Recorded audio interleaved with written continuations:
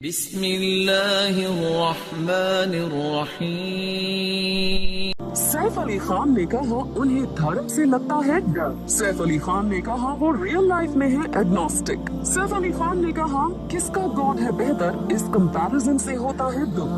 Safe Ali Khan نے اپنے belief کو لے کر کہا I am agnostic in real life, I am very secular in the sense that I think too much religion worries me because they put an emphasis on the after life and not enough emphasis on this life. Saif Ali Khan نے کہا انہیں religion کی اس بات سے سب سے زیادہ problem ہے۔ I find too much of religion to be an organization and too many problems associated with basically my God or your God or whose God is better۔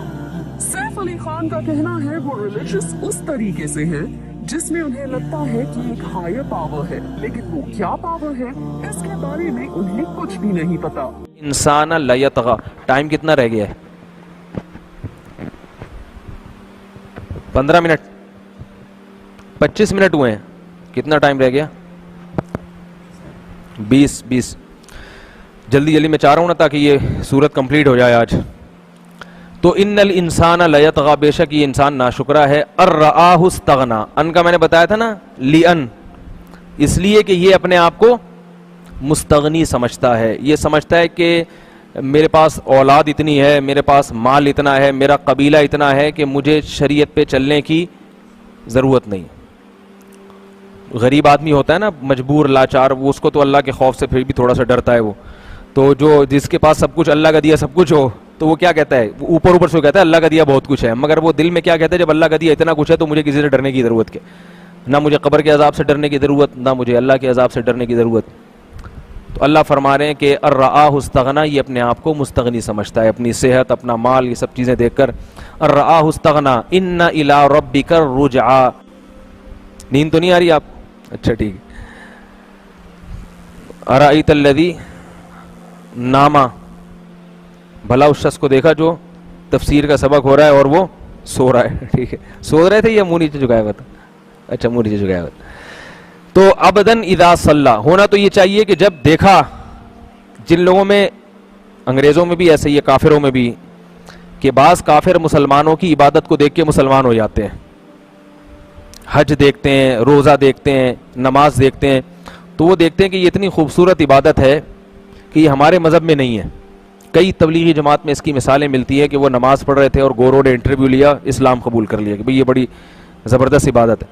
لیکن جس کے دل میں حسد ہو، جیلسی ہو، وہ کیا کرتا ہے کہ جب آپ میں کوئی خاص اچھی صفت دیکھتا ہے تو بجائے آپ کی اس عظمت کو تسلیم کرنے کے، اس میں منفی جذبات بھڑکنا شروع ہو جاتے ہیں۔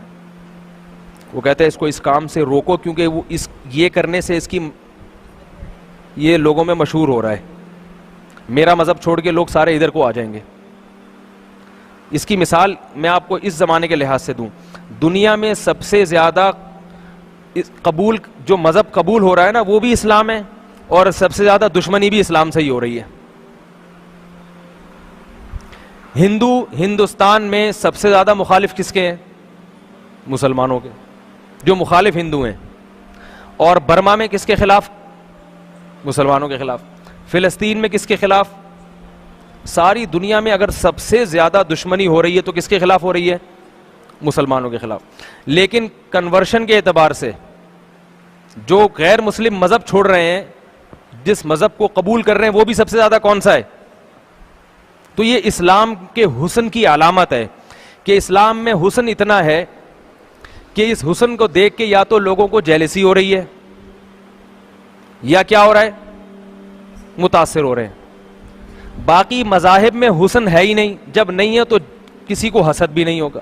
سکھوں کے بغلوں کے بال دیکھ کے تھوڑی کوئی متاثر ہوگا کہ یار یہ کہیں مذہب سارے نہ ایسے بغلوں کے بال بڑھانا شروع کر دیں، ایسا نہ ہو عیسائی کو حسد ہو کہ کوئی ہمارے عیسائی چھوڑ کے سکھ ہونا شروع ہو جائے۔ عیسائی کو پتہ ہے کہ کوئی بھی کرسچن سکھ نہیں ہوگا۔ سمجھ میں آ رہی ہے بات کہ نہیں آ رہی؟ ہندوؤں اگر گائے کی پیشاب کی وہ یوں کر رہے ہیں، وہ جو بھی ان کی مذہبی رسم ہوتی ہے، اور گائے کو اماں سمجھ کے اس کے سامنے جھکے ہوئے ہیں، کسی یہودی کو یا عیسائی کو جیلسی نہیں ہوتا، اس کو وہ دل میں جلن محسوس نہیں کرتا کہ ہائے اتنی خوبصورت عبادت، گائے اس کے پیشاب کو سونگا بھی جا رہا ہے، چھڑکا بھی جا رہا ہے، چوہوں کی عبادت ہو رہی ہے، مندروں میں بدبو اتنی آ رہی ہے جیسے یہاں پتہ نہیں گوں مفت تقسیم ہو رہا ہے. مجھے ایک مندر دیکھنے کا بڑا شوق تھا. یہاں یہ انڈیا کے بارڈر سے ایک شہر لگتا ہے, بڑا مشہور نام ہے سندھ کا بارڈر لگتا ہے وہاں پہ, عمر کوٹ, بارڈر کے تھوڑا قریب ہے عمر کوٹ. تو وہاں ایک صاحب نے مجھے دعوت دی, ہمارے میزبان تھے وہ, بڑے زبردست عالم, پھر انہوں نے ہمیں سیر بھی کرائی, مختلف قلعے ہیں, بڑی تاریخی جگہ. تو مجھے بڑا شوق تھا میں کبھی ہندوؤں کے مندر کو اندر سے دیکھوں. ٹوٹے پھوٹے مندر تو دیکھے تھے, کبھی کوئی عبادت والا مندر نہیں دیکھا تھا.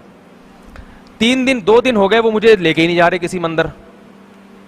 میں نے کہا آپ نے سارے قلعے دکھا دیے, یہاں کی پرانی عمارتیں دکھا دی, محمود غزنوی کدھر سے آیا تھا, وہ محمد بن قاسم ادھر سے آیا, ادھر سے ٹن مارا اس نے, یہاں سے نکلا, ساری چیزیں دکھا دی آپ نے, لیکن یہ نہیں دکھا رہے. وہ پھر ٹرخا دیتے. پھر آخری دن انہوں نے کہا کہ میں آپ کو جان کے نہیں دکھا رہا, آپ وہاں جاؤ گے بدبو سے بے ہوش ہو کے گر جاؤ گے.